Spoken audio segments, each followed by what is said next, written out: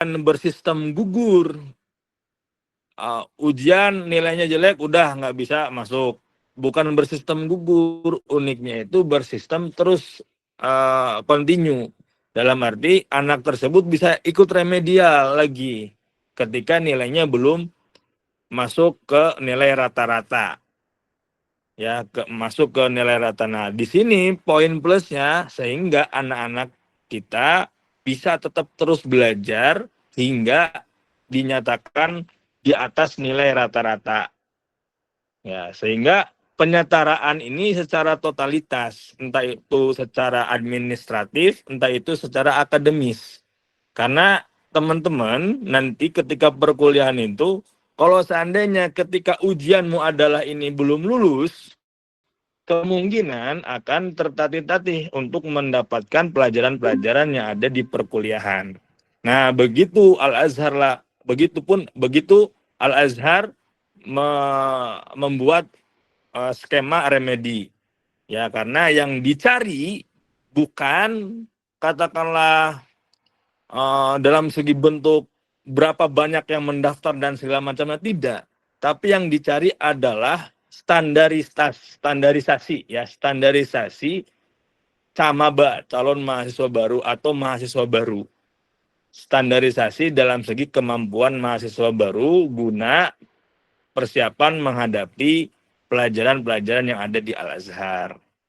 Begitu adik-adik semuanya, Bapak Ibu, kami harap bisa dipahami. Nah, sehingga teman-teman ini kemarin yang terutama yang di Mesir itu banyak yang belum lulus, ya, bukan berarti tidak lulus, ya. Masih ada kesempatan nanti tanggal 2 untuk ikut ujian lagi. Ya mungkin kemarin ya kita sudah adakan bimbel, sebenarnya kita sudah adakan bimbel, cuman karena memang kalau sudah di Mesir ini cobaannya banyak sekali.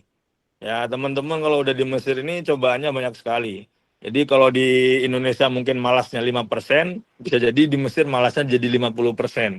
Ya entah itu dipengaruhi oleh cuaca, keadaan orang Mesir, ya panas, dingin, dan segala macamnya.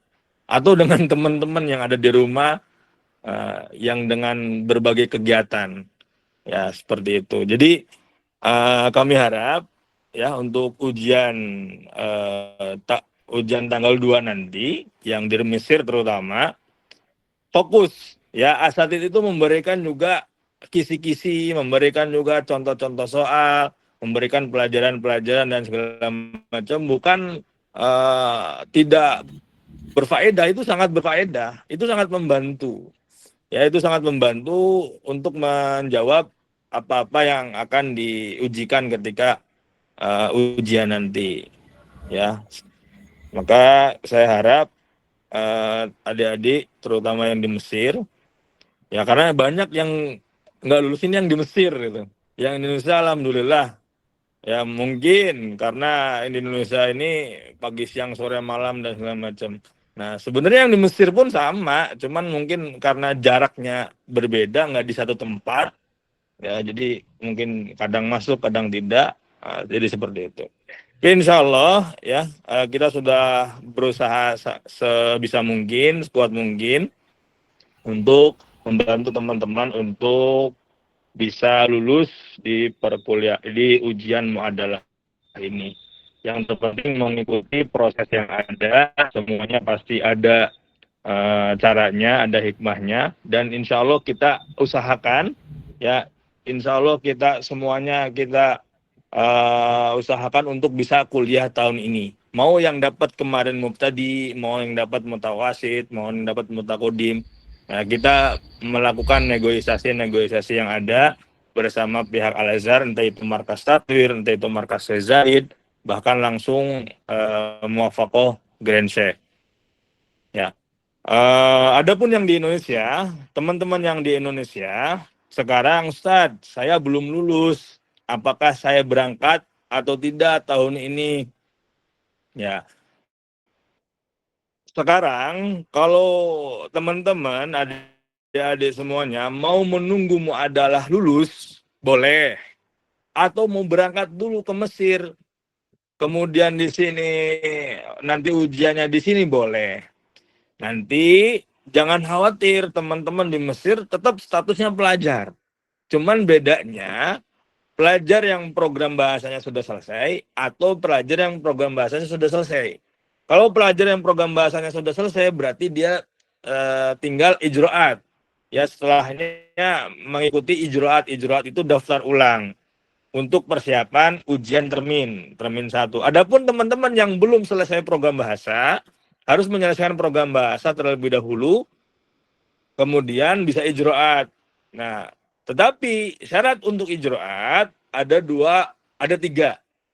Pertama, mendapatkan isol tansik. Yang kedua, mendapatkan ifadah najah. Yang ketiga, mendapatkan surat sehat dari Mesir. Ya, bukan surat sehat yang di Indonesia, surat sehat yang di Mesir.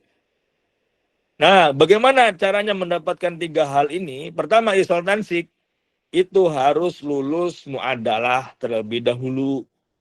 Ya, muadalahnya harus sudah lulus terlebih dahulu sehingga nanti kita bisa proses untuk mendapatkan isol tansik. Nah, yang kedua ifadah najah. Ifadah najah ini harus selesai program bahasa terlebih dahulu. Ya, harus selesai program bahasa terlebih dahulu. Setelah itu akan mendapatkan ifadah najah. Ifadah najah itu seperti TOEFL. Nah, yang ketiga, surat sehat. Surat sehat ini nanti antum dicek lagi, cek darah di sini. Ya, cek darah di Mesir. Ya, tidak mahal, paling cuma 100.000 atau 70.000 lah kalau dirupiahkan untuk cek darah. Nah, nanti akan cek darah lagi. Maka kenapa di awal harus ada surat sehat dan segala macam? Khawatirnya, nauzubillah, ada penyakit yang menular, malah antum tidak bisa mendaftar di Al-Azhar. Nah, kalau seandainya kan sudah dicek di Indonesia, sudah dipastikan sebelum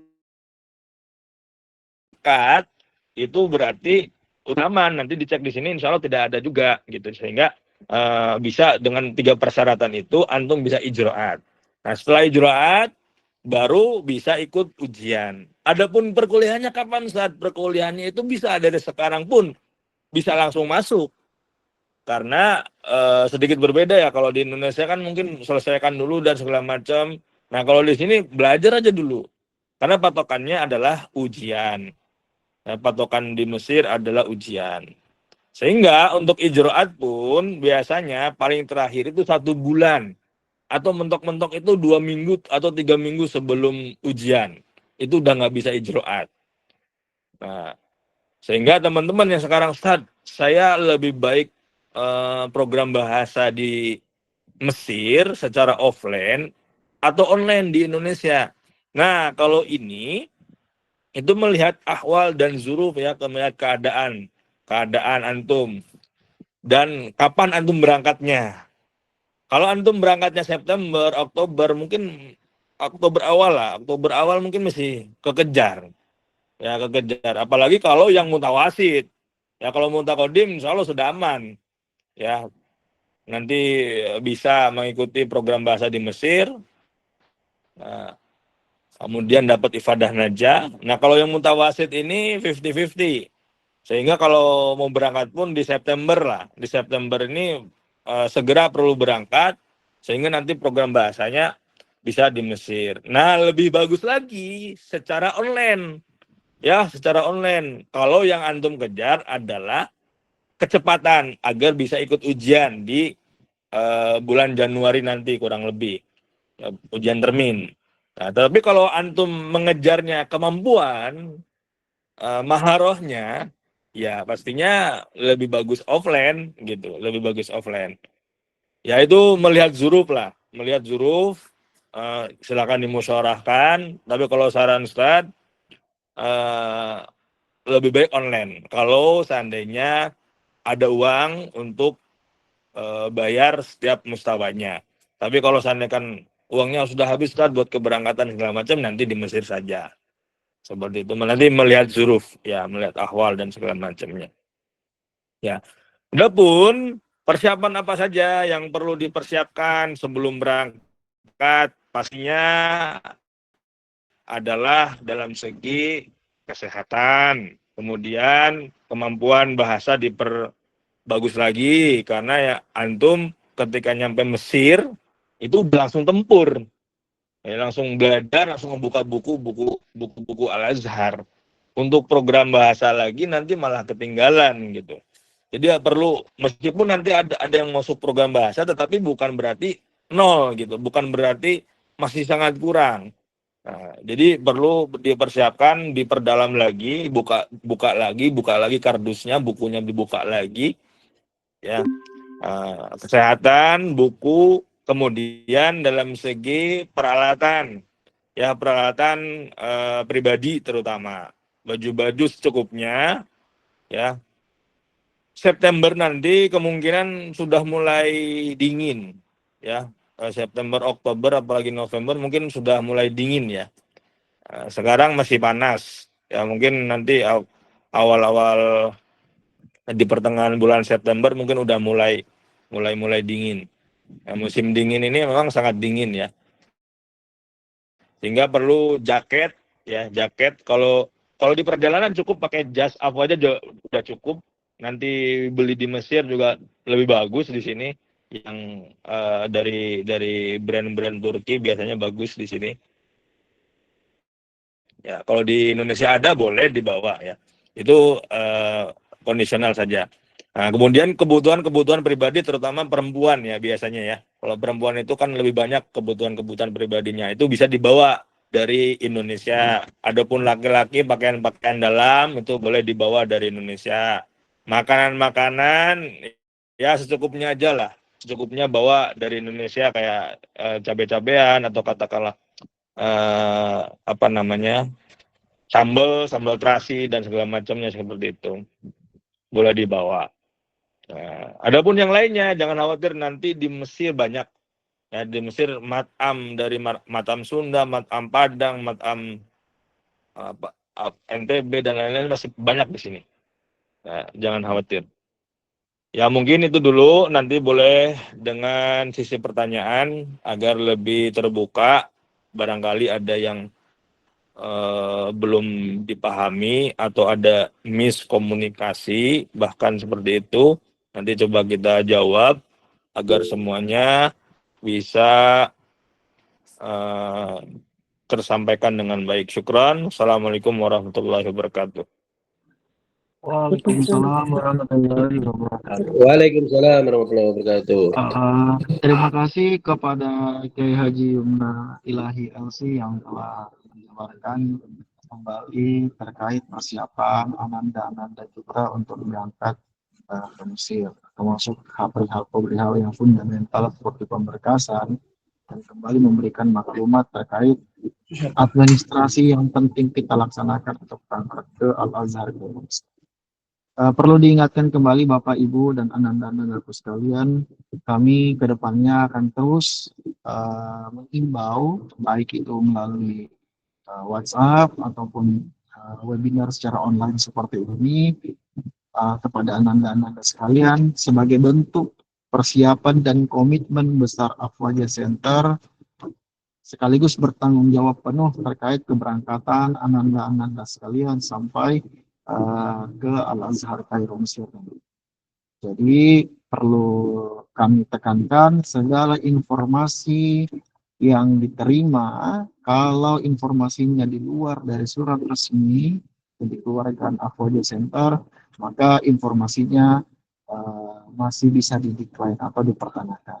Jadi kalau ada informasi secara umum bertanda tangan dan surat resmi dari Afwaja, maka itu nyata betul dari kami seperti itu.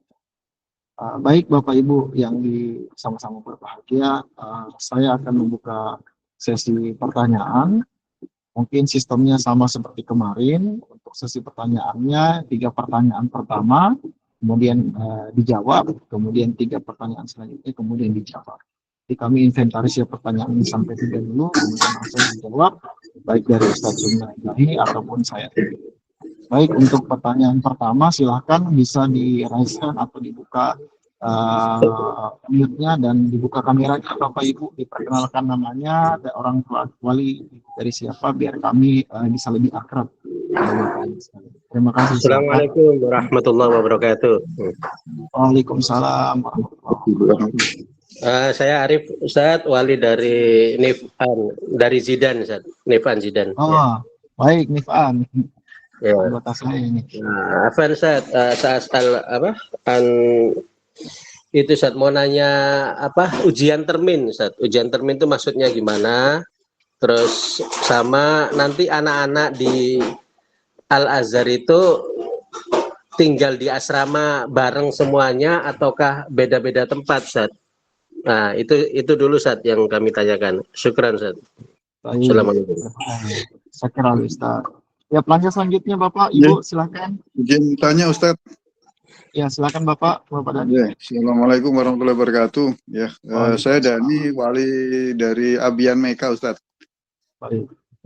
Ya, jadi yang mau saya tanyakan tadi disampaikan oleh Ustadz Jumna tadi bahwa muadalah itu bisa memilih ketika saat masih di Indonesia atau nanti di Mesir ya.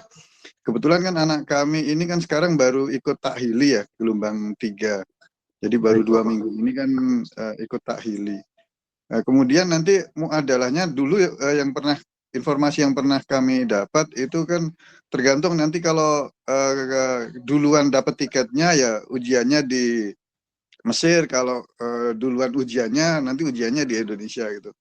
Nah, itu apakah kita bisa memilih? Jadi misalkan tiketnya kita minta setelah ujian aja atau jadi ujiannya muadalahnya di Indonesia, kemudian nanti berangkatnya setelah muadalah gitu, apakah bisa memilih seperti itu ya Ustadz ya? Mungkin sementara itu. Ya. Terima kasih. Assalamualaikum. Assalamualaikum. Ya, pertanyaan terakhir yang ketiga sebelum dijawab sama Ustadz dan saya. Ustaz Agus mungkin boleh satu-satu. Ustaz Agus, Oke, baik. mungkin boleh satu-satu. Izin Bapak, izin saya kami jawab dulu mungkin 2 pertanyaan pertama, nanti selanjutnya satu-satu aja. Untuk yang pertanyaan pertama dari Bapaknya Zidan tadi mengatakan bagaimana regulasi terkait ujian termin, kemudian yang kedua apakah ananda-ananda kita ini tinggal di satu asrama atau tidak satu. Silakan Ustaz. Ya, izin Ustaz Agus, nanti satu-satu aja ya, biar nggak lupa. Siap Ustaz. Ya, untuk yang pertama tadi perihal ujian termin. Ujian termin itu ujian semester ya, semester 1, semester 2. Nah, itu kemungkinan akan jatuh di bulan Januari. Ya, untuk syarat mengikuti ujian termin itu sudah ijroat. Nah, ijroat tadi kan yang saya sampaikan syaratnya ada 3, ada isol tansik, ada ifadah najah, ada surat sehat yang dari rumah sakit di Mesir. Nah, sehingga pelajarannya sesuai dengan fakultas yang diambil. Ya, anak-anak kita mengambil fakultas apa? Fakultas agama atau umum? Ya, agama pun banyak ya macamnya, ada usuluddin, ada syariah, ada dakwah, dan yang lainnya. Nah, itu sesuai dengan fakultasnya masing-masing. Termin 1 nanti di termin ya di akhir tahun ya kurang lebih 4 atau 5 bulan setelahnya anak-anak akan mengikuti ujian termin 2. Nah, alhamdulillah memang yang kita kelola ini anak-anak itu kita bimbing 1 tahun pertama ya Bapak Ibu. 1 tahun pertama termin 1 dan termin 2 bahkan setiap minggu itu hampir setiap hari ada pembelajaran khusus ya untuk persiapan ujian termin. Ya, karena kita jauh-jauh hari persiapannya. Apalagi kita mempunyai ada asrama mahasiswa. Jadi ada rumah mahasiswa Al-Faja, ada asrama mahasiswa Al-Faja. Kalau rumah mahasiswa Al-Faja ini hanya 1 tahun. 1 tahun dan itu pun bagi anak-anak baru. Dan bentuknya bukan pembinaan secara totalitas, tetapi pembinaan dalam segi akademis, pembelajaran di Al-Azhar. Nah, adapun asrama mahasiswa Al-Faja ini bentuknya seperti pondok pesantren. Ya, kita pembinaan secara totalitas, bahkan hingga makan, hingga laporan bulanan daripada musyrif pembina yang ada kepada wali murid. Nah, selama mereka duduk di S1, ya program S1, ya 4 tahun. Nah, setelah itu selain asrama, ada rumah mahasiswa Al-Faja. Kalau rumah mahasiswa Al-Faja ini bagi anak-anak baru yang baru datang dari Indonesia, dan begitupun yang di Mesir, mengikuti pembelajaran yang ada. Apa saja yang ada di rumah mahasiswa Al-Faja ini? Rumah mahasiswa Al-Faja ini pembelajarannya pelajaran-pelajaran yang ada di Al-Azhar sesuai dengan fakultas masing-masing. Nah, selain itu ada kegiatan-kegiatan bulanan. Ya, ada kegiatan-kegiatan bulanan, ada kegiatan-kegiatan mingguan seperti sholawat dan segala macam. Kemudian ada kegiatan tahunan, ya, seperti pekan orientasi mahasiswa, ya, yang rentetannya cukup panjang juga. Ya, ada kemudian daurah-daurah, ada kursus-kursus yang kita adakan seperti kursus-kursus alat, ilmu-ilmu alat. Nah, lalu ada tidak di asrama mahasiswa Faja? Kalau di asrama mahasiswa Faja lebih komplit lagi, lebih padat lagi, dan memang lebih ketat gitu, lebih ketat daripada rumah mahasiswa Faja. Kalau rumah mahasiswa Faja itu seperti halayaknya mahasiswa yang lain, cuman bedanya di pembinaan dalam segi pembelajaran gitu. Kalau asrama itu seperti pondok pesantren, ya nyantri lagi lah seperti itu. Jadi mahasantri seperti itu. Begitu, Ustaz Agus, terjawab atau tidak pertanyaan-pertanyaan? Baik, Pertanyaan pertama. alhamdulillah itu. Saya rasa pertanyaan pertama itu sudah menjawab pertanyaan orang tua dari saya. Untuk pertanyaan kedua tadi dari Bapak Dani terkait anak beliau ini nandanya masuk ke dalam tahap gelombang ketiga. Sekarang ini masuk ujian tahili, sementara tahili, ya baru jalan seminggu 2 minggu. Beliau mempertanyakan terkait apakah bisa dipilih ini keberangkatan ujian hadasa muadalahnya di Mesir atau di Indonesia. Kurang lebih seperti itu pertanyaan dari Bapak Dan. Ya, sebenarnya semuanya bisa fleksibel, hanya saja yang jadi tolak ukur itu adalah pertama di visa. Ya, visa kalau seandainya visanya sudah keburu mati, berarti kita harus mengajukan lagi. Mengajukan lagi, pertama dalam segi waktu pasti molor. Karena nunggu visa turun pun nggak 1 minggu 2 minggu visa Mesir ini uniknya. Kita paling cepat menunggu itu 1 bulan. Itu pun paling cepat.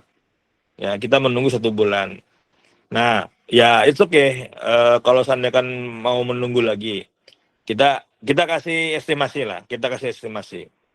Kemudian selain itu dalam segi tempat tinggal.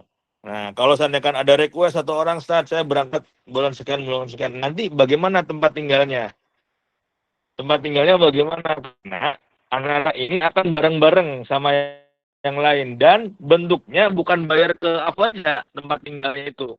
Nanti bayarnya ke Sohibul Syakoh, ke yang punya rumah. Misal dalam satu rumah ada 10 orang.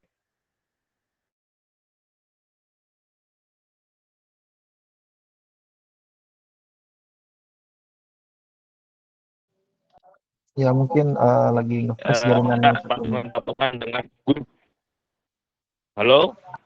Halo, Ya tadi Ustaz Agus? nge-freeze sebentar, Stazi. Sebentar tadi nge-freeze sebentar. Udah bagus, udah bagus. Ya. Apa nih? Di Mesir nih. Lagi di Mesir ini, Pak. Ya. Jelas tidak, Ustaz Agus? Bagus. Alhamdulillah. Jelas ya? Jadi Ustaz pertimbangan mau tadi nanya, di visa, kemudian di tempat tinggal. Ya, pertanyaan akan saya buka lagi, Bapak. Kami izin dulu untuk dijawab dulu, dilanjutkan dulu sama Ustadz Jumna. Silakan Ya, Ustadz Jumna. ini bagus, Ustaz. Monitor. Sudah bagus Bagus, tadi monitor. ada Bapak yang mau bertanya dulu. Waalaikumsalam. Ya, bagaimana Ustadz? Oh ya. Jadi untuk pertimbangannya ada di visa, ada di visa, ada di tempat tinggal, kemudian ada di pembelajaran. Ya, di pembelajaran karena di rumah mahasiswa Baja atau asrama mahasiswa Baja itu ada kurikulum juga.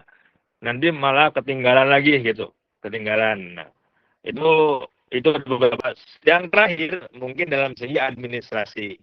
Ya, ada yang seperti tadi, seperti rumah, visa udah diajuin, udah habis, ya kita ajuin lagi, mungkin di sana ada biaya lagi, gitu. Sehingga ada poin-poin, ada 4 poin itu yang menjadi pertimbangan. Nah, tetapi untuk di lapangannya kita melihat ahwal keadaan lah, mungkin entah itu ada kegiatan keluarga atau bagaimana dan segala macam, nanti coba kita kondisikan karena tidak semua kan pasti. Paling cuma 1, 2, 3 orang lah yang seperti itu. Ya mungkin itu dulu saat Agus. Siap. Silahkan Bapak yang mau bertanya tadi, Bapak F. Silahkan Oh, Bapak. iya Ustaz, Waalaikumsalam. ini saya mau bertanya. Nah, masalah rekomendasi Kemenak itu Ustaz, gimana Ustaz? Kan di sini di Ya. rekomendasi itu semuanya pakai barcode, nggak bisa mengeluarkan yang tanda tangan yang apa itu, yang tanda tangan asli gitu. Keluarannya itu barcode semua.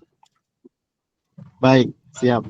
Untuk Bapak F, silahkan Bapak F.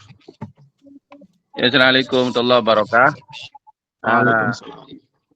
Pertama mau nanya tentang perkenalkan dulu, saya Fathur Rozi, wali dari Ananda Muhammad Nabilul Wildan. Informasi yang kami terima dari Ananda itu tanggal 18 ujian muadalahnya. Terus kalau ujian muadalahnya tanggal 18, kepastian untuk berangkat itu kira-kira tanggal berapa ya Ustaz? Itu satu. Yang kedua, membantu sharing sih, bukan membantu menjawab sih, karena kami tidak punya hak menjawab. Atas pertanyaan Bapak barusan, kami bisa kok mengurus minta tanda tangan basah serta stempel basah di Departemen Agama Kabupaten Jember. Itu aja. Mungkin di wilayah lain juga bisa, karena Departemen Agama itu juga memprioritaskan anak negeri bisa kuliah ke Al-Azhar. Begitu kepada penanya barusan, sharing pengalaman kemarin. Pertanyaannya barusan Ustadz, yang tanggal ujian muadalah tanggal 18, terus keberangkatan kepastiannya tanggal berapa untuk persiapan kami semuanya lah. Terima kasih. Pertanyaan di sini Ustadz Yuma ada 2 tadi dari Bapak Barok terkait bagaimana regulasi rekomendasi yang barcode karena sekarang ini ya dari silakan mungkin langsung dijawab Ustadz. Baik, untuk barcode sebenarnya gini, mungkin saya jabarkan terlebih dahulu ya Bapak Ibu. Oleh rekomendasi yang kita bantu adalah rekomendasi Kemenak Pusat, dan itu pun kondisional. Adapun rekomendasi yang dari Kemenak daerah itu diproses oleh peserta masing-masing atau orang tua atau peserta masing-masing, sehingga kita meminta peserta untuk rekomendasi Kemenak daerah. Nah, yang diminta itu rekomendasi Kemenak daerah yang tanda tangan basah, karena crashnya seperti ini. Sekarang pihak Kemenak itu memperketat dalam segi mengasih rekomendasi. Kemenak pusat ya, yang saya maksud. Kemenak pusat itu memperketat dalam segi memberikan rekomendasi. Yang rekomendasi yang dikasihkan kepada anak-anak atau calon mahasiswa, ini rekomendasi yang dikasihkan hanya untuk mereka yang mengikuti ujian dengan Kemenak. Nah, ini kan problemnya di sini. Padahal ya Al-Azhar pun membuka lembaga manapun. Nah, ini agak mungkin teman-teman atau Bapak Ibu semuanya saya coba bawa ke dalam segi pemahaman regulasi yang ada di pendaftaran di Al-Azhar ini. Ada pihak atas kementerian ingin bahasanya memonopoli lah. Bahasanya monopoli dalam segi pengkondisian mahasiswa baru. Nah, flashback ke belakang, banyak sekali problematika yang terjadi. Flashback ke belakang, banyak sekali problematika yang terjadi, entah itu ya macam-macam lah, ada kriminalitas dan segala macam. Nah, akhirnya Al-Azhar pun mengetahui problem-problem yang ada, dan Al-Azhar pun tidak mau mengambil resiko lebih besar, karena Al-Azhar itu bagi ya satu untuk semua, bukan hanya untuk Kemenak pusat, bukan hanya untuk pondok-pondok tertentu dan segala macam, itu bagi semua. Sehingga Al-Azhar membuat skema pendaftaran dengan ujian langsung dengan Al-Azhar. Jadi, bagus, sinyalnya bagus nggak? Apakah saya ngejelasin berbata-bata? Lumayan, bagus, Ustaz. Bagus ya? Iya. Sehingga Al-Azhar membuat skema di mana calon mahasiswa itu harus diuji oleh Al-Azhar. Jadi ujiannya langsung dengan Al-Azhar. Maka Bapak Ibu, adik-adik semuanya, kemarin atau tahun yang lalu, yang ujian dengan Kemenak itu ujian lagi dengan markas Tatwir. Nah, karena Al-Azhar pengen semuanya diuji sama Al-Azhar. Nah, bukan dengan wasit, dengan pelantara dan segala macam, tidak. Kita Afaja Center siapa? Afaja Center sebagai IO-nya lah bahasanya. IO-nya atau mediatornya lah. Mediatornya untuk membantu teman-teman bisa ikut ujian dengan Al-Azhar. Nah, sehingga untuk mendapatkan rekomendasi Kemenak Pusat itu cukup sulit. Tetapi bisa tidak mendaftar, bisa dengan rekomendasi Kemenak Daerah.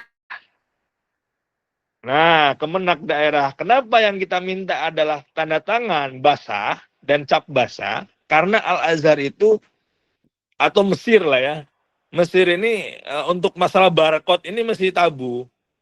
Masalah barcode ini masih ibarat kata belum terlalu musaddak atau terpercaya atau muasak gitu. Belum, mereka masih lebih percaya tanda tangan basah, cap basah. Oh ini asli nih, oh ini langsung dari pihak Kementerian Agama gitu kan. Nah, sehingga kemarin ya kita meminta lagi ke teman-teman yang tanda tangan basah, yang cap dan tanda tangannya yang basah. Seperti itu case-nya. Adapun di Kemenak setiap daerah memang berbeda-beda Bapak Ibu. Ya, ada yang mudah, ada yang sulit, ada yang mudah-mudah sulit, ada sulit-sulit mudah gitu. Itu kita ketahui bersama lah, itu dinamika kementerian yang ada di kita atau pemerintahan yang ada di kita. Tetapi semuanya bisa kita bantu, semuanya bisa kita bantu, karena memang apa sih yang tujuan kita, apa sih? Tujuan kita adalah mendaftarkan anak-anak kita untuk bisa belajar di Al-Azhar, bukan suatu kemaksiatan yang kita rencanakan. Kenapa dipersulit gitu? Nah, di sana tetapi memang di setiap daerah atau setiap kabupaten itu berbeda-beda ya Bapak Ibu, Kemenaknya berbeda-beda. Ada yang mudah banget, ada yang sulit, ya seperti itu. Nah, nanti bagi yang bisa kita bantu, nanti bisa komunikasikan atau Sarjana, nanti bisa didata lagi. Yaitu untuk yang berkode terjaga secara bisa. Baik, itu saya sedikit menambahkan terkait barcode ini. Saya beberapa kali kemarin juga Ustadz Yumna izin sudah menjelaskan terkait regulasi barcode. Ada yang diberikan, ada yang susah tapi di ujungnya diberikan kembali seperti itu. Insya Allah kami tetap mengusahakan. Adapun segala hal yang di luar dari kemampuan dari Aquaja Center, kami pasti akan terus berdiskusikan kepada Bapak Ibu sekalian dan Ananda juga terkait kesulitan dalam hal pemberkasan yang kita hadapi saat ini. Sebagaimana yang dijelaskan tadi sama Ustadz Yumna, Syekh Yumna, bahwa memang terjadi perbedaan pemahaman terkait penggunaan barcode. Mungkin di Indonesia saat ini kita mengalami transisi teknologi 4.0, yang dimana para kementerian itu sudah menggunakan banyak cap tanda tangan berbarcode. Tetapi dalam praktiknya ternyata di Mesir ini hal-hal yang terkait regulasi seperti tanda tangan, cap basah itu masih lebih kuat regulasi menurut Mesir itu sendiri. Jadi itu yang saya rasa perlu kita pahami bersama, bahwasannya kebijakan-kebijakan dari Mesir itu bisa jadi berbeda dengan apa yang di Indonesia. Banyak orang tua yang menanyakan apa buktinya kalau misalnya Mesir meminta tanda tangan harus cap basah dan harus kita bawa ke kantor. Jadi seperti ini Bapak Ibu, izin saya menjelaskan sedikit bahwasanya eh, regulasi tersebut dijelaskan secara keadaan hal lingkungan di Mesir. Di Mesir, Bapak Ibu, saya jelaskan sedikit, pembuatan stempel saja yang mungkin mudah kita buat di Indonesia, di Mesir itu kita harus punya semacam izin dari keamanan national security yang ada di Mesir. Harus ada NPWP-nya, bahasa kita harus ada surat izin Kemenkumham-nya, baru kita bisa membuat stempel. Dan itu nilai hukum yang tinggi menurut Mesir. Sementara kita saat ini di Indonesia kita mencapai tanda tangan yang lebih kita anggap berlegal itu ketika dia barcode. Jadi terjadi pemahaman yang berbeda seperti itu. Jadi bukti kenapa harus pakai stempel karena menurut Mesir stempel itu adalah bukti hukum paling kuat dan paling tinggi karena persyaratannya juga berat. Makanya di kami memberikan imbauan bahwasannya untuk rekomendasi harus bertanda tangan dan bercap basah seperti itu. Izin Bapak Ibu saya kembali menjelaskan terkait penjelasannya Ustaz Bima tadi untuk sama-sama kita pahami. Baik, izin Bapak Fahrudin tadi, Bapak F saya izin Bapak, mohon maaf ini saya lupa tadi pertanyaannya. Ananda yang ujian tanggal 18 itu berangkatnya itu kepastiannya tanggal berapa Ustaz? Baik, untuk keberangkatan Ananda tanggal 18 ya. Izin Ustaz Imnah, apakah Antum mau jawab? Bukan pemberangkatan Ustaz, mohon maaf. Ujian muadalahnya itu tanggal 18 di Jawa Barat. Karena Ananda sekarang masih di Jember. Terus ada pemberitahuan untuk ujian muadalahnya itu tanggal 18 di Jawa Barat. Jadi lalu pemberangkatannya itu kira-kira tanggal berapa Ustaz? Ustaz Imnah mau izin jawab atau saya yang jawab ini? Ya boleh saya jawab. Silakan Ustaz. Jadi Bapak siapa? Fathur Rozi. Fathur Rozi. Ya Bapak Fathur Rozi. Untuk pemberangkatan ini nanti kita menunggu visa ya Bapak. Menunggu visa biasanya kalau visanya sudah turun kita memberikan info kepada peserta. Sama peserta kita berikan info. Setelah itu adalah pelunasan. Ya, pelunasan. Nah, di sini sehingga kita tidak bisa pastikan kapan keberangkatan dan segala macam. Nah, yang ada beberapa faktor yang menentukan. Pertama visa, kemudian dalam segi administrasi sudah selesai atau belum. Ya, kemudian dalam segi keadaan di Mesir ya, tempat tinggal dan segala macam sudah siap atau belum. Nah, nanti setelah visa turun, intinya setelah visa turun kita akan info kepada para peserta untuk menyelesaikan pembiayaan administrasi yang sudah ditentukan.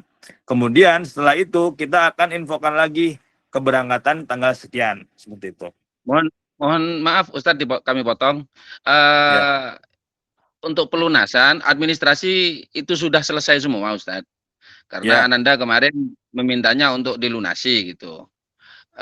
Tapi pemberitahuan visa turun atau pemberangkatan itu belum. Cuman ada pemberitahuan ujian muadalahnya ke Jawa Barat itu tanggal 18 begitu Ustaz. Terima kasih. Ya, sama-sama. Baik, Pak. Berarti yang ditunggu hanya visa saja, Pak. Jadi visa sudah turun, nanti langsung kita jadwalkan tanggalnya bareng-bareng sama teman-temannya yang lain. Seperti itu. Oke, siap-siap Ustaz. Cukup paham. Terima kasih. Ya, Baik, terima kasih sama-sama. Ustadz Fahrul Razi. Ada yang Ibu Nuraini, silakan Ibu Nuraini. Raise hand. Dibuka dulu mikrofonnya Ibu Nuraini. Itu termute itu kami nggak Ya, dengar suaranya. ya. Aduh, Assalamualaikum cek. warahmatullahi wabarakatuh. Waalaikumsalam warahmatullahi Ya, wabarakatuh. terima kasih atas waktunya Ustadz. Ini saya mau menanyakan yang mau berangkat tanggal 5 ya, tanggal 5 September. Kemarin kan udah ujian Daurah Ta'hili. Alhamdulillah nilainya udah keluar. Kemudian berarti itu yang berangkat tanggal 5 muadalahnya udah selesai. Penyetaran ijazahnya udah selesai. Itu yang pertama. Kemudian yang kedua, ini saya mau tanyakan tentang yang ada di rincian biaya ya, yang di nomor 3. Tempat tinggal bulan pertama dan jaminan setahun. Itu tempat tinggal pertama yang 1 bulan itu bukan, ya. Itu mungkin yang kalau misalkan September berangkat berarti Oktober harus udah siap bayar rumah itu lagi ya, apa yang di luar asrama Afaja gitu. Kemudian mengenai perabotan rumah tangga, perabotan rumah itu juga ada kan di sana, emang itu udah mau disiapin atau gimana gitu di sana. Jadi kita tidak harus bawa dari Indonesia gitu. Kemudian ini yang pembiayaan pembelajaran selama 1 tahun itu udah maksudnya pembinaan yang tadi udah Ustadz Yumna jelaskan, saya udah lumayan mengerti gitu. Cuma ini yang visa itu kan cuma berlaku 3 bulan kalau nggak salah. Jadi yang berangkat tanggal 5 berarti otomatis visa itu harus sudah dipersiapkan lagi kan untuk bulan kedepannya gitu. Mungkin hanya itu saja pertanyaannya, tolong dijelaskan dengan sejelas-jelasnya supaya kami tidak mempersiapkan lah, pada intinya kita mempersiapkan segala sesuatunya begitu. Kalau saya akumulasikan pertanyaannya 3 Ibu ya. Yang pertama itu terkait pembiayaan rumah, kemudian perabot, yang kemudian yang ketiga terkait visa. Iya. Baik Ustadz Yumna, kepada waktu dan tempat kami persilakan. Silakan. Alvan, ini Ustadz Agus, tadi saya terputus-putus ini sinyalnya. Boleh Baik, diulangi? Saya ulangi. Pertanyaannya jawab adalah intinya. Ananda Ibu Nuraini ini berangkat tanggal 5, Ustaz. Kemudian beliau mempertanyakan terkait pembiayaan rumah bulan pertama dan jaminan 1 tahun itu seperti apa. Kemudian yang kedua itu pertanyaan terkait bagaimana dengan perabotan. Terputus-putus ini. Bentar. Baik.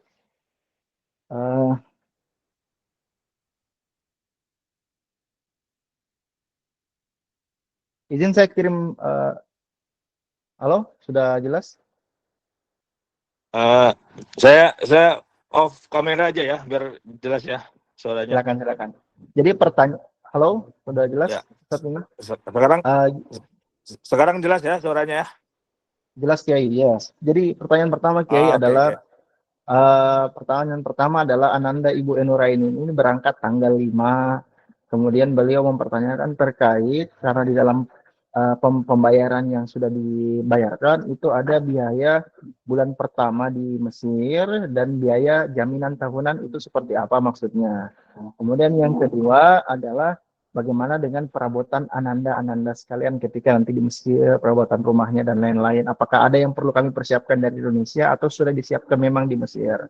Kemudian yang ketiga adalah visa mereka, karena visanya tadi Ibu Nuraini pahamnya 3 bulan, berarti ketika sampai di Mesir sudah harus apakah sudah harus mempersiapkan kembali untuk pembiayaan visa atau bagaimana Ustadz Inna? Seperti begitu. Iya. Izin Ustadz Agus, suara saya jelas ya? Jelas ya Ustadz. Oke. Baik, untuk pertama tentang jaminan rumah 1 tahun. Jadi untuk di Mesir itu informasi untuk Bapak Ibu, di Mesir itu ada uang jaminan namanya takmin. Takmin untuk 1 tahun karena segi bentuk sewanya itu per 1 tahun. Atau ada yang per 2 tahun, ada yang per 3 tahun. Biasanya cuman per 1 tahun. Nah, 1 tahun ini jaminan untuk sohib atau yang punya rumah. Tatkala dikhawatirkan ada barang-barang yang rusak atau penghuni rumahnya tiba-tiba kabur atau hal-hal yang lain lah. Dan biasanya itu setelah akadnya selesai, uang jaminannya itu dikembalikan lagi ke yang penyewa rumah. Itu uang jaminan untuk sohib yang punya rumah lah. Nah, sudah terjawab ya untuk masalah jaminan ya. Jaminan itu jaminan rumah yang diberikan kepada sohibul bait yang punya rumah, nanti akan dikembalikan lagi ke mustakir yang penyewa itu setelah akad itu selesai. Jangan syarat tidak ada aib, tidak ada hal-hal yang berkurang. Entah itu lampu, entah itu apapun yang jadi hak pemilik rumah gitu. Kemudian perihal peralatan rumah yang kita sediakan pertama adalah sahona. Sahona itu untuk pemanas air buat musim dingin. Ya, pemanas air di kamar mandi. Biasanya nyambung ke kamar mandi, nyambung ke dapur juga. Nah, kalau di Indonesia kan nggak ada musim dingin, musim panas ya, jadi jarang ada yang pakai. Kalau di Mesir ini ada musim dingin, sehingga perlu adanya sakhona untuk mandi, untuk cuci piring dan lain-lain. Nah, kemudian peralatan masak, ya, peralatan masak yang kita sediakan. Jadi hanya masak. Kemudian selain itu apa? Selain itu kebutuhan pribadi seperti kasur, selimut, bantal. Nah, itu yang kita kasih ke anak-anak. Itu sudah include semuanya. Adapun seperti kulkas, seperti AC atau seperti yang lainnya yang katakanlah halal kebutuhan lain seperti TV dan yang lainnya itu nanti iuran. Anak-anak biasanya iuran. Ini perlu tidak nanti iuran teman-teman dalam satu rumah biasanya ada 10 orang, iuran misal 500.000 per orang untuk beli ini beli itu, nah, misal seperti itu. Nah, adapun selimut, bantal. Nah, selimut ini selimut musim dingin ya, Bapak Ibu. Ya, selimut musim dingin, jadi bukan selimut yang punya kita di rumah mungkin tipis-tipis ya. Nah, ini selimut musim dingin, kemudian kasur, kemudian bantal. Nah, untuk sewa rumah pun itu ada 3 kali lipat pembiayaan. Tapi itu udah termasuk include semuanya satu paket. Karena untuk sewa rumah pertama ada sewa 1 bulan ke depan. Nah, itu udah kita bayarkan 1 bulan ke depan. Kemudian ada takmin. Takmin itu sebesar harga 1 bulan. Misal harga 1 bulan rumah itu 5 juta. Berarti takminnya pun 5 juta. Seperti itu. Kemudian ada biaya simsar. Simsar itu kayak akord yang punya maktab. Kalau bahasa kita mah, bahasa kasarnya makelarnya lah, ya, atau caloknya bahasa kasarnya. Itu memang harus pakai itu. Ada wasitnya untuk ke sohibul bait. Itu biasanya 1 bulan juga. Jadi kayak 3 kali lipat untuk rumah baru itu. Dan itu sudah include semuanya, Bapak Ibu tidak perlu memikirkan itu. Ya, karena sudah include semuanya dalam segi satu paket yang kita berikan kepada anak-anak. Nah, begitupun pembinaan setahun itu sudah termasuk ya pembinaan 1 tahun. Jadi 1 tahun pertama Bapak Ibu bisa menanyakan asatid perkembangan anaknya bagaimana. Ya, tapi setelah 1 tahun ke depan karena di rumah mahasiswa ini ya itu sudah dikembalikan kepada orang tua masing-masing atau ke anaknya masing-masing. Ya, seperti itu mungkin Saudara Agus terjawab ya. Visanya Ustadz, visa. Oh, bisa. Perihal visa, ada perbedaan antara visa dan residen. Ya, ini yang banyak khalayak umum salah pengertiannya. Visa dalam bahasa Arabnya taksyiroh, bahasa Inggrisnya visa.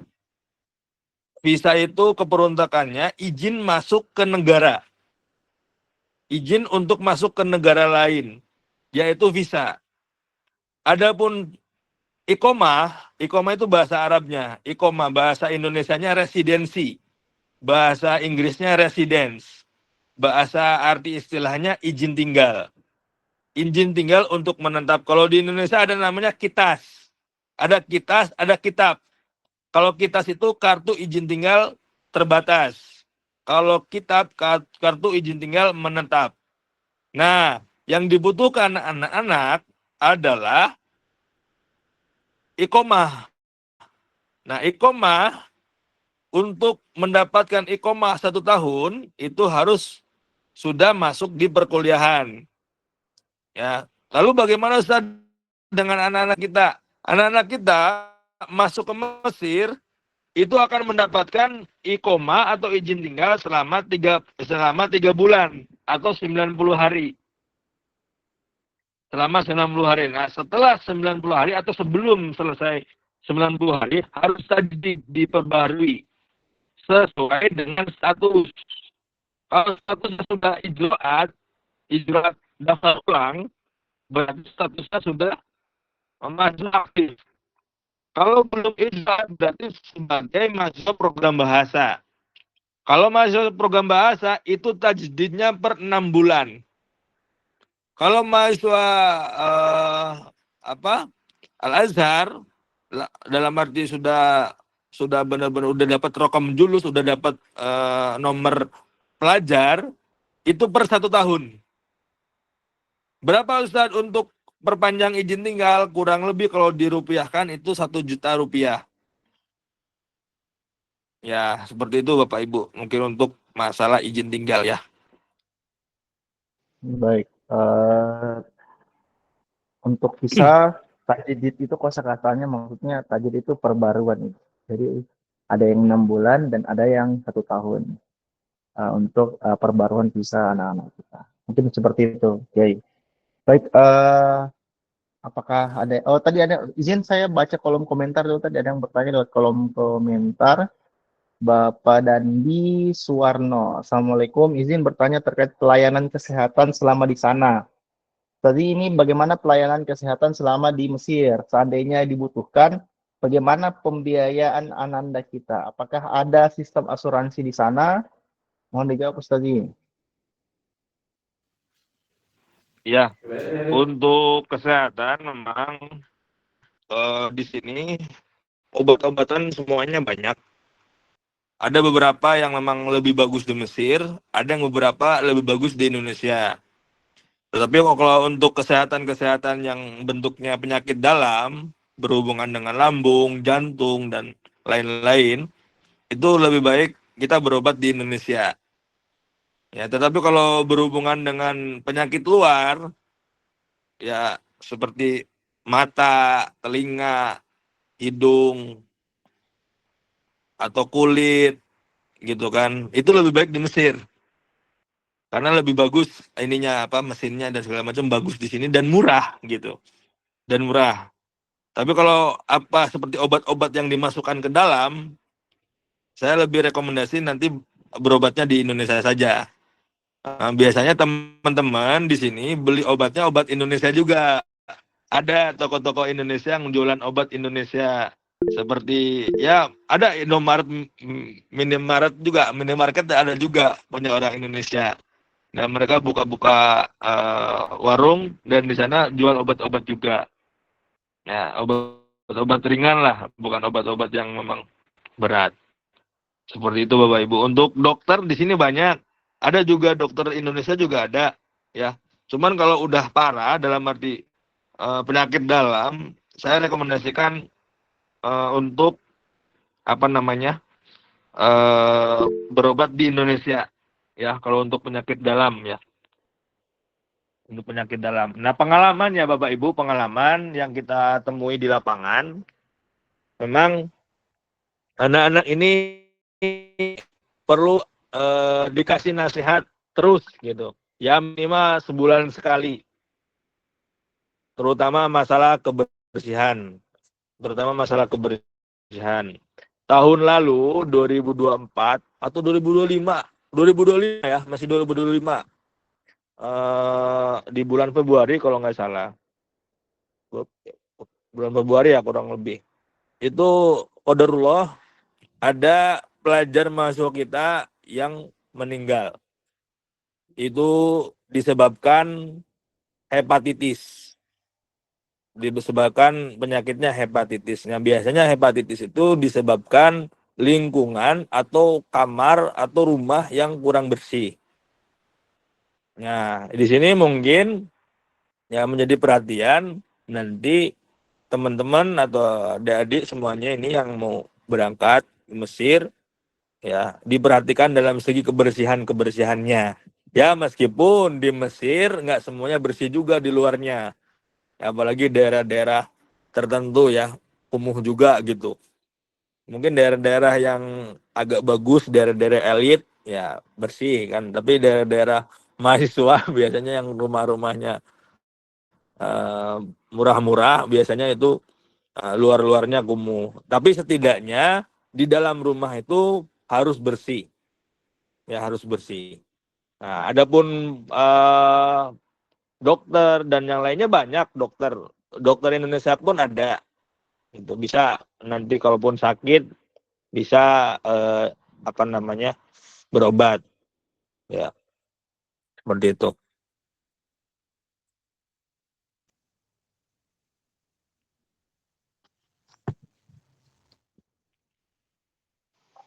Baik Ustazi, saya teringat ini terkait masalah kesehatan ini. Saya dulu waktu menjabat sebagai wakil gubernur di Kerukunan Keluarga Sulawesi, itu saya pernah punya anggota juga yang kita lepas dari pemantauan, ternyata anggotanya meninggal dunia karena pola hidup yang kurang sehat seperti itu. Jadi sama-sama kita terus mengimbau kepada anak-anak kita terkait pola hidup yang sehat. Kita ada di perantauan yang jauh, sedikit banyak kita harus tahu bahwasanya sistem pengobatan kita itu dengan Mesir itu jauh berbeda.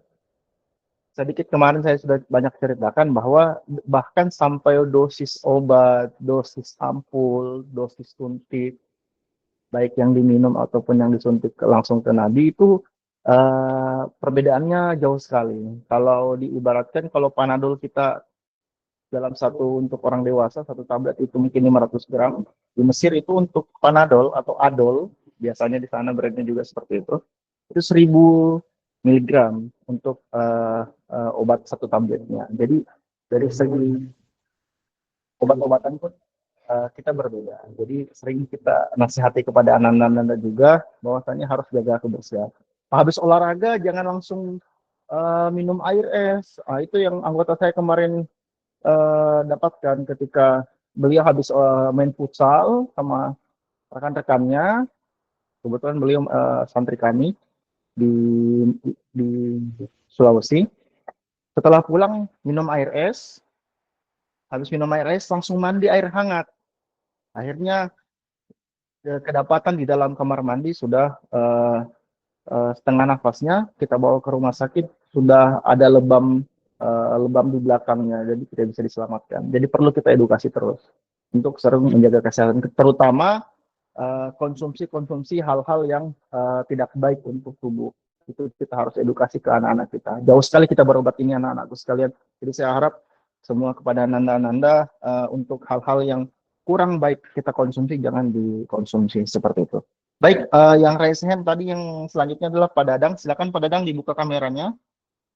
Kemudian bertanya, silakan Pak.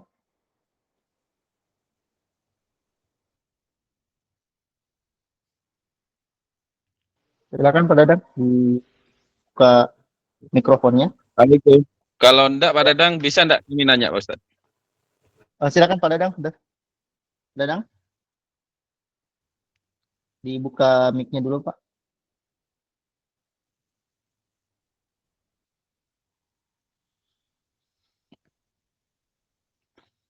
Baik, saya alihkan ke Ibu Anita dulu. Silakan Ibu Anita.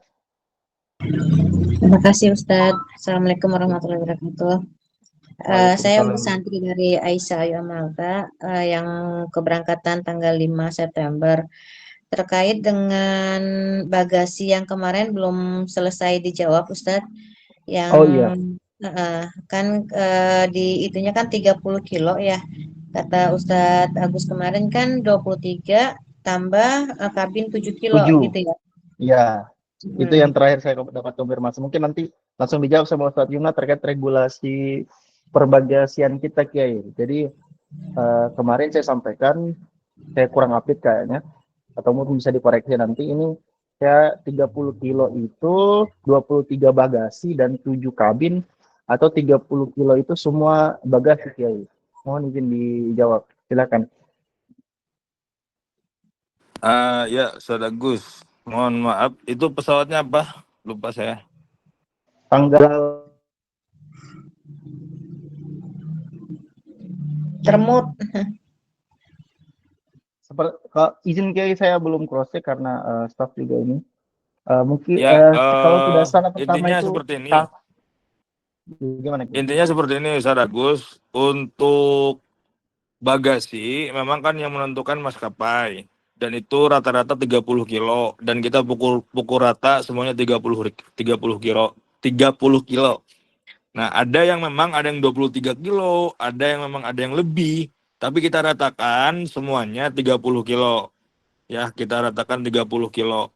Karena memang agar adil lah. Agar adil semuanya 30 kilo. Nah, dalam segi pengkondisiannya, itu 23. Misal 30 kilo, berarti 23 plus 7 kilo. Gitu ya, Saudara Gus ya. 23 plus 7 kilo plus kabin. Kabin 7 kilo. Berarti total 37 kilo. Gitu. Jadi 27 plus 7, satu bagasi. Dua koper tuh ya. Dua koper, 23 plus 7. Nah itu 2 koper itu. Nah kemudian ada kabin. Kabin itu 7 kilo maksimal. Ya, kabin itu yang dibawa ke atas. Ya, tas atau koper kecil, ya. Itu 7 kilo. Gitu. Ya. Berarti untuk semua akomodasi bagasinya adalah 30 kilo, dibagi 2, 23 dengan 7. Itu untuk bagasi. Kemudian untuk kabin 7 kilo.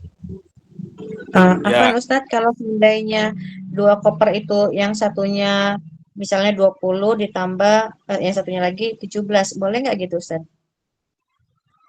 Untuk bagasinya. Jadinya tetap 30 juga. Gimana 23? Seandainya iya. 50 Ya, boleh, gitu, boleh, Bu, boleh. Boleh, Bu, Bu, boleh. Yang penting 30 kilo gitu ya Ustadz ya? Ya, yang penting 30 kilo, tapi dalam satu koper itu jangan lebih 23 kilo. Oh, Ya. siap. Ya.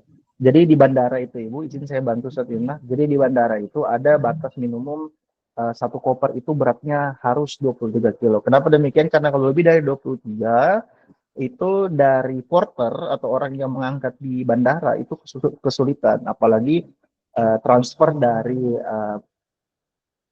tempat bagasi ke pesawat, ataupun dari bagasi pesawat diturunkan ke bandara. Jadi harus 23 kilo. Jadi regulasinya adalah tidak boleh dalam satu koper itu beratnya lebih daripada 23 kilo. amannya jangan sampai menyentuh angka 22 lah kalau mau aman. Karena berat koper itu sendiri berbeda-beda Ibu. Ada yang kopernya aja tanpa isinya beratnya sudah 5 kilo, atau ada yang ringan-ringan kopernya sendiri itu beratnya sudah 3 kilo, seperti itu. Jadi diambil angka amannya saja. Seperti itu Ibu Anita ya.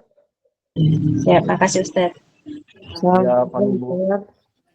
Selanjutnya Ibu Penti, silakan Ibu Penti. Saya urut berdasarkan resennya ya Ibu ya. Oke, Tat. Assalamualaikum, Tat. Assalamualaikum warahmatullahi wabarakatuh. Terima kasih atas waktu yang diberikan. Ini Tat, Ibu mau tanya. Kan tadi kan dijelaskan selama 1 tahun anak-anak itu kan dibawa Wajah Center. Dan selama mereka itu di asrama itu kan waktu awal masuk di asrama itu kan pakai uang jaminan tuh. Misalnya uang kosannya 5 juta, itu kan 3 kali lipat, berarti 15 juta. Nah, kalau seandainya lepas dari 1 tahun, berarti kalau mereka misalnya mau tetap di asrama itu, apakah bayar uang jaminan lagi sendiri atau gimana itu, Tat? Mungkin itu aja, Tat. Terima kasih. Baik, Ustaz Ibna, silahkan untuk dijawab. Ya, mungkin saya koreksi dulu Ibu ya, dalam segi diksinya. Diksinya itu bukan asrama ya Ibu ya. Jadi rumah binaan ya. Kalau yang ada tadi yang saya sampaikan itu ada asrama mahasiswa Al-Faja, ada rumah mahasiswa Al-Faja. Kalau yang asrama ini bentuknya seperti pondok pesantren yang dibina selama mereka S1 4 tahun. Adapun anak-anak halayak umum ini, kebanyakan daripada anak-anak itu yang tidak masuk asrama, tapi rumah binaan. Jadi rumah mahasiswa saja. Nah, sehingga adapun mereka mau melanjutkan, itu nanti urusannya dengan sahibul bait atau yang punya rumah.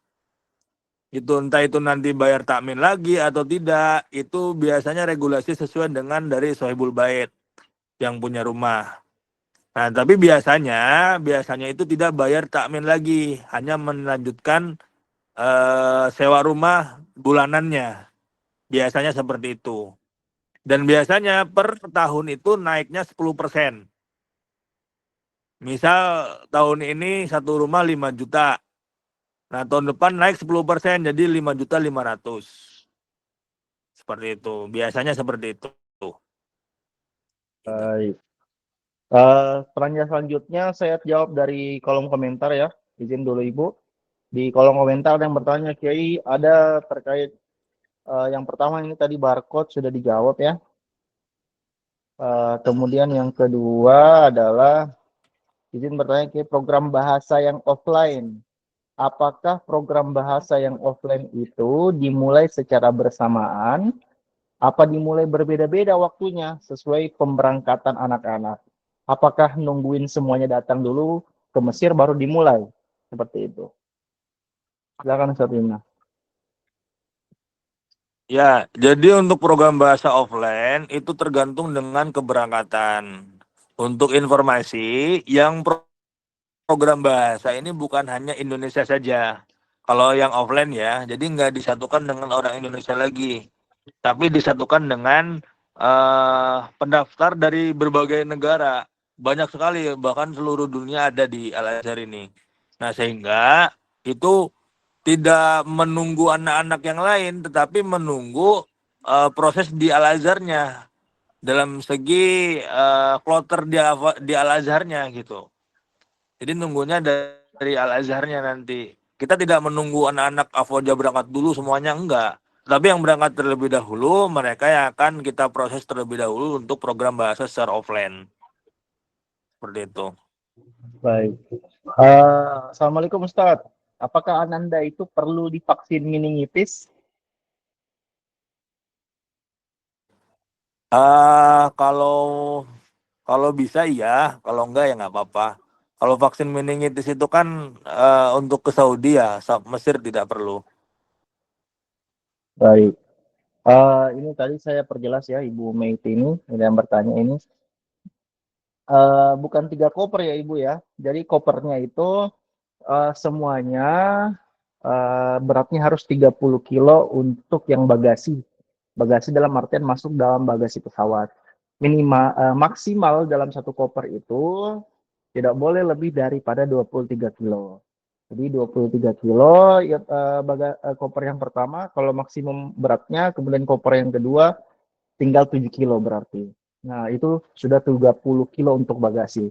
Kemudian yang kabinnya itu tidak boleh lebih daripada 7 kilogram. Kabin maksudnya itu tas yang kita bawa ke tempat duduk kita kalau untuk kabinnya.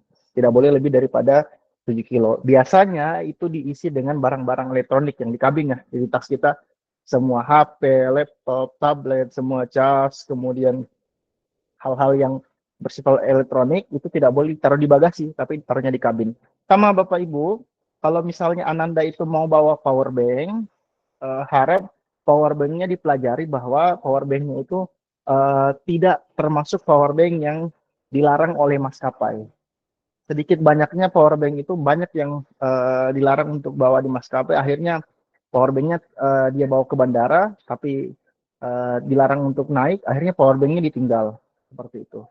Jadi harus dipelajari. Power bank apa saja itu kami kurang tahu karena tergantung dari regulasi bandara. Jadi sama-sama kita jaga-jaga saja Ibu.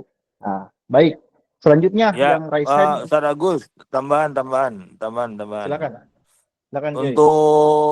Untuk koper nggak mesti koper ya Bapak Ibu ya. Maksudnya khawatirnya ada yang miskomunikasi. Nggak mesti koper. Bisa pakai tas, bahkan kardus gitu. Bahkan kardus. Ya, Ya kardus juga nggak boleh. mesti koper ya. Nggak mesti koper. Bisa tas, bisa apapun ya. Yang penting itu bisa tertutup rapat dengan baik. Ya. Nah, Kalau kardus itu begitupun harus di-prep kayaknya. ya, ya maksudnya tertutup rapat dengan baik lah, biar nggak pecah atau terurai gitu. Nah, kemudian untuk power bank, untuk pengalaman kami, yang terpenting itu ditaruh di kabin. Memang power bank mau yang besar mau yang kecil itu nggak boleh ditaruh di bawah atau di bagasi itu nggak boleh. Semuanya harus taruh di kabin, dipegang di tas kecil, digantungin ya dibawa ke atas di kabin gitu. Baik. Kita lanjut ke pertanyaan selanjutnya. Ini kita batasi waktunya sampai jam 8:10. Selanjutnya ini Ibu Yuyun. Kita ada pertanyaan waktu sekitar 15 menit. Silakan Ibu Yuyun. Assalamualaikum. Waalaikumsalam warahmatullahi wabarakatuh. Ustadz, ini saya Wali dari Najwa Al Ulia. Ya, saat ini kan sekarang Najwa lagi online mutakodim awal Ustadz. Ya, kemudian saya juga belum bayar yang mutakodim awal. Itu saya transfernya kemana gitu ya. Kemudian lagi Ustadz, itu kan ada di grup ini suruh milih jurusan. Itu milih jurusan kan sebanyak 3 apa ya, kalau saya informasi dari anak saya lupa juga. Itu harus berbeda-beda atau memang satu jurusan aja yang dipilih gitu Ustadz? Mohon jawabannya Ustadz. Baik, izin Ustadz Bima, saya jawab. Ya, halan. Baik, untuk pembayaran yang mutakodim awal atau mustawanya, nanti staff saya yang dari bagian admin finance yang akan menghubungi Ibu Yuyun. Tadi nama anaknya siapa Bu? Najwa Al Ulia, Najwa.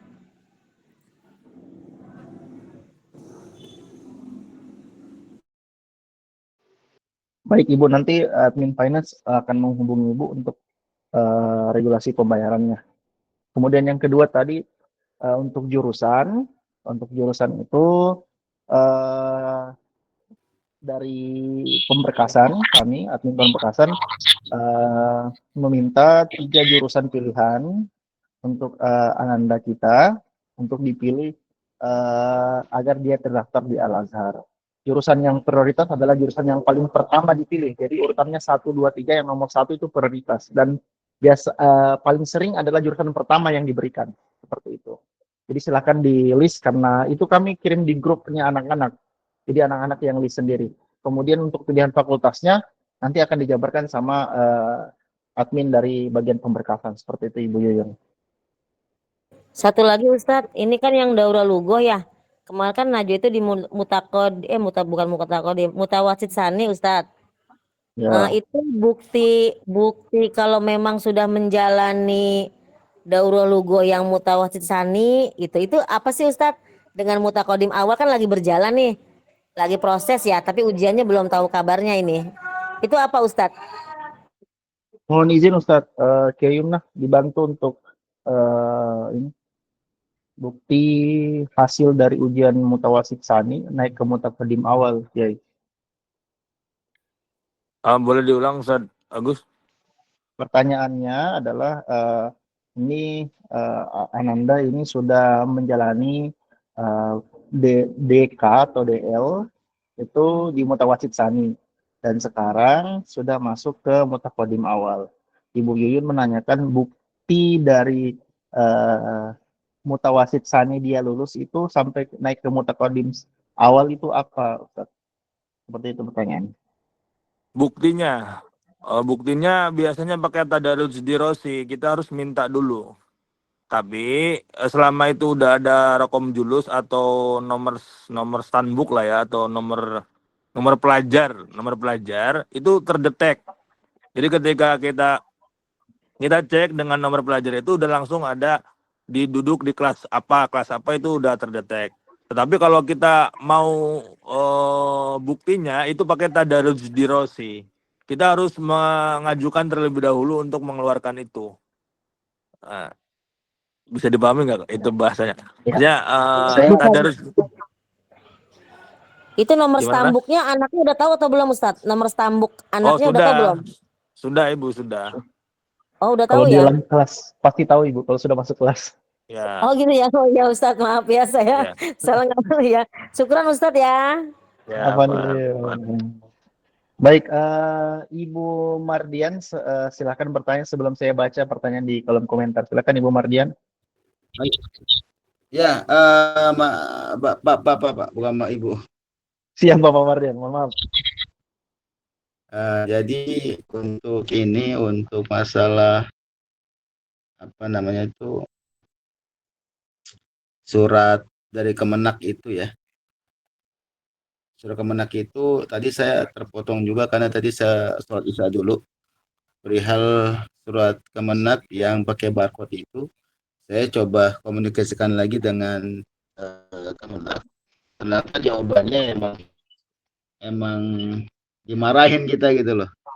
Emang dimarahin. Jadi alasan dari Kemenak, kami juga ada ngurusin Pak, dia bilang gitu kan, ngurusin mengenai beasiswa anak-anak yang lulus di Kemenak untuk pergi ke sana dan kami pakai barcode gitu. Jadi ya udahlah, saya nggak bisa ngomong apa lagi gitu loh. Jadi gimana solusinya ya kalau seperti itu? Nah, baik, ya Pak. silakan. Okay. Jadi Pak, mungkin tadi yang seperti saya sampaikan, Ustaz Agus boleh ini di-mute dulu. Bentar, Pak Mardian, izin di-mute Pak, Pak Mardian. Oh ya, oke.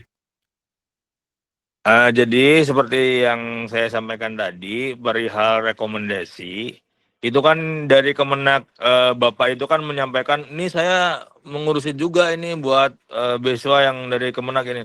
Lah iya, memang kan itu buat rekomendasi buat Kemenak Pusat. Kalau rekomendasi buat Kemenak Pusat, pakai barcode, mau pakai bukan pakai barcode itu it's okay, boleh saja karena diperuntukannya untuk ke Kemenak Pusat. Dan itu mereka yang proses dan segala macam ya aman-aman aja. Nah, sedangkan yang kita butuhkan Kemenak daerah ini agar diperuntukkan langsung nanti ke Al-Azhar. Ya, ke Mesir langsung gitu. Ke Mesir langsung. Jadi tidak lewat Kemenak Pusat, tapi ke Mesir langsung kita daftarkan secara lembaga, daftarkan ke Al-Azhar. dengan rekomendasi yang kita dapat dari Kemenak daerah setempat kita. Nah, yang dibutuhkan memang Kemenak daerah itu rekomendasi yang barcode, bukan yang barcode tapi yang tanda tangan dan cap. Nah, adapun kalau kesulitan memang bisa di Kemenak yang lain, daerah-daerah yang lain, di Kemenak kabupaten-kabupaten yang lain bisa, atau bisa dibantu nanti sama Ustaz Agus untuk rekomendasi Kemenak pusatnya bisa dibantu juga seperti itu. Nah, itu memang dinamika yang ada seperti itu karena ya mungkin ada berhubungannya dengan uang atau dengan politik dan yang lain seperti itu. Afwan Ustadz, Baik. izin sharing ya masalah barcode. Berarti sebentar. Berarti dengan kondisi seperti ini masih bisa dibantu dengan teman-teman di Afwaja ya. Begitukah kira-kira? Iya. Ya, bisa Bapak, untuk bisa. Baiklah kalau gitu. Terima kasih ya Pak ya. baik, nanti admin pemberkasan nanti menghubungi Bapak Mardian untuk rekomendasinya, nanti dihubungi. Nama anaknya siapa Pak Mardian? Naufal. Naufal. Naufal gelombang 3 ya? Iya betul, gelombang 3. Ya, insya Allah. Baik.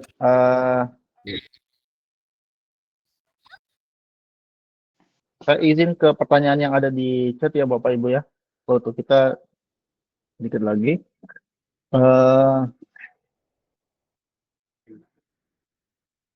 Assalamualaikum. Maaf Ustadz, ada pertanyaan lagi khusus untuk anak saya yang atas nama Nurul Aziza. Lugoh sudah level 5, kemudian level 6 sedang DK, jadi yang level 7-nya di Mesir bisa online ataupun offline. Tolong dijelaskan kalau level 7 offline, biaya perkiraannya berapa Ustadz? Oh iya. Silakan Ustadz Yumna. Level 5-nya sudah, level 6-nya sedang DK, kemudian beliau mempertanyakan ini level 7-nya nanti apakah bisa offline atau online, dan kalau offline itu biayanya berapa untuk level 7? Berarti mutamayyiz. Iya, itu kalau online itu fleksibel ya, Bapak Ibu. Kalau online itu fleksibel, mau di Mesir, mau di Saudi, mau di Indonesia itu bisa. Kalau offline memang harus di Mesir. Kalau offline memang ini nanti jatuhnya nanti ke markas Tatwir atau markas Syekh Zayed. Nah, itu yang kita ini kan. Kalau ke markas Tatwir itu gratis. Ya, offline gratis. Tetapi kalau ke markas Syekh Zayed itu ada biayanya tapi tidak sebesar online. Ya, offline lebih murah. Ya, yang online kan $100. Ya, kalau offline bisa jadi $50 gitu. Ya, untuk detailnya nanti Ibu Enura ini, untuk Nurul Azia nanti admin akan menjelaskan di Ananda langsung. Baik, selanjutnya ini kalau skincare, kita peralatan mandi yang lainnya boleh dibagasikan atau tidak.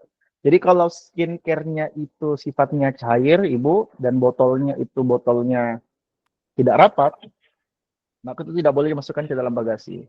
Tapi kalau misalnya botolnya rapat, kemudian disolatif ini kepalanya, biar tidak bocor, asal diperiksa sama bagian imigrasi itu dibolehkan, maka dibolehkan. Tapi selalu diperiksa dulu. Bahkan biasa kopernya udah rapi, tapi kopernya anak-anak dibongkar karena dilihat kayak ada botol minuman seperti ini, ini botol aqua ya.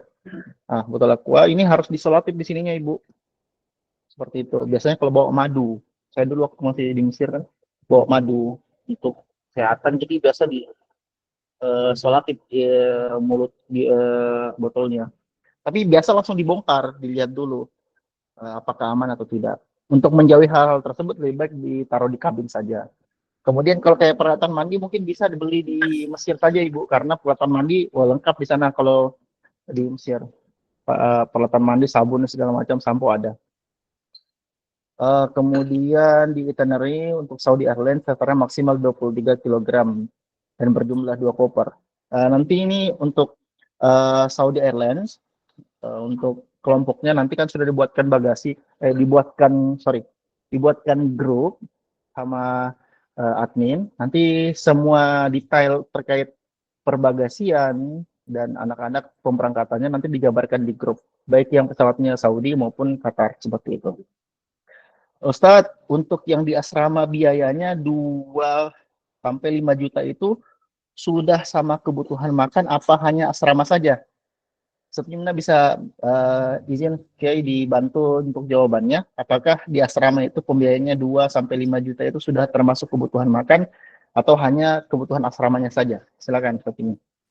Ya, untuk asrama mahasiswa itu 2.500.000 udah all in, udah semuanya dengan makan 3 kali, makanannya pun memang makanan Indonesia karena yang masaknya ibu-ibu dari Indonesia. Udah termasuk semuanya, listrik, air, pembelajaran, pembinaan, musrif, musrifah, teh. Nah, itu udah termasuk semuanya. Biayanya 2.500.000 untuk asrama selama 1 bulan. Itu bagi teman-teman adik-adik yang masuk asrama. Baik. Terakhir mungkin saya kasih kesempatan untuk Bapak ini apa namanya? Bapak Mister siapa ini di bawah? Mister Zai, silakan Bapak. Mister Zai.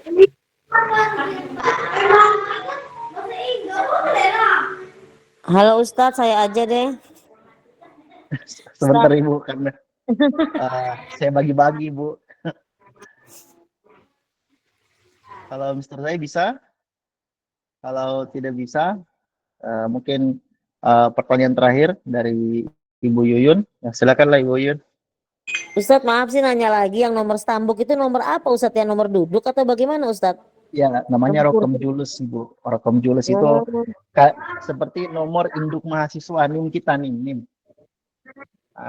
Seperti NIM. Hanya NIM-nya itu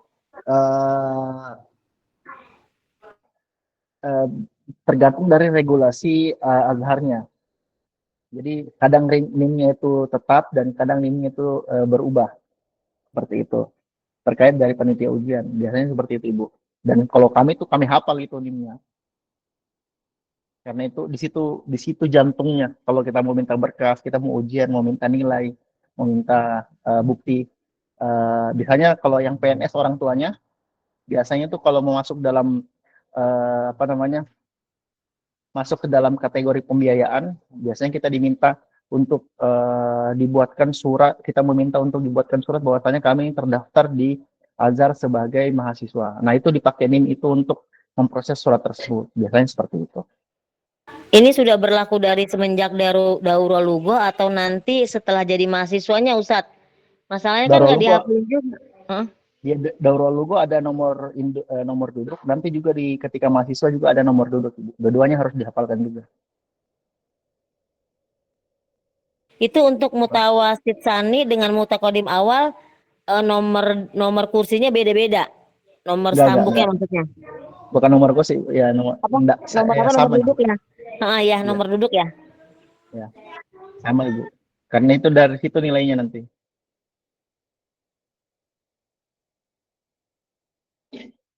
Baik. Iya, terima kasih Ustadz ya. Apa nih Bu? Baik, itu saja mungkin. Maaf Ustadz, satu lagi boleh Ustadz? Ya silakan. Ya, abinya Nifan Zidan ya. Siap. Ya mau nanya untuk apa asrama itu 1 bulan 2,5 juta itu sudah semuanya. Itu untuk asrama yang anak-anak seperti Nifan itu atau gimana Ustadz? Atau yang lain Ustadz? Itu selama setahun itu bayar tahun pertama 2,5 juta per bulan gitu ya selama setahun.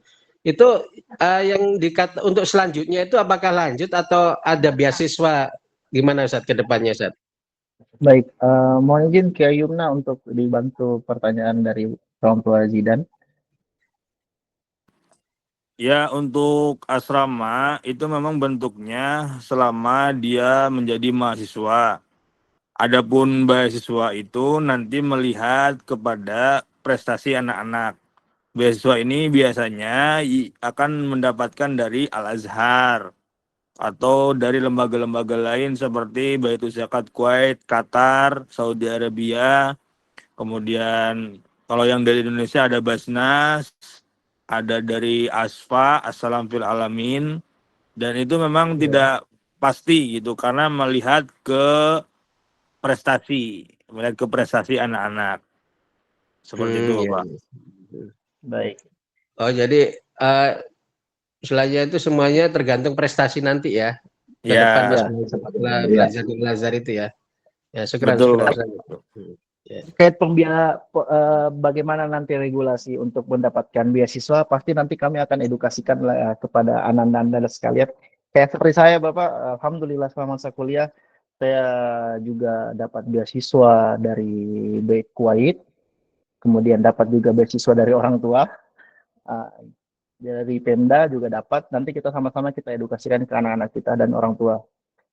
Untuk pembahasan nanti selanjutnya mungkin bisa kita bahas di pertemuan selanjutnya. Alhamdulillah kita sudah berjalan selama hampir 2 jam lebih ini. Insya Allah sebagaimana yang kami sampaikan di awal tadi, bahwasanya kami akan mengadakan beberapa pertemuan secara Zoom kepada orang tua santri maupun Ananda sekalian sebagai bentuk pembekalan kepada Ananda dan orang tua dalam pemberangkatan ke Al-Azhar. Ya, bentuk komitmen dan tanggung jawab kami. Segala hal yang perlu kami highlight atau kami garis bawahi, segala hal bentuk informasi yang diterima, baik dari Ananda maupun dari orang lain, kalau tidak ada surat resmi yang bercap dan bertanda tangan dari Afwaja Center, maka informasi tersebut tidak benar. Informasi yang benar dan patut diikuti adalah informasi yang kami keluarkan bercap resmi dari kantor Afwaja Center.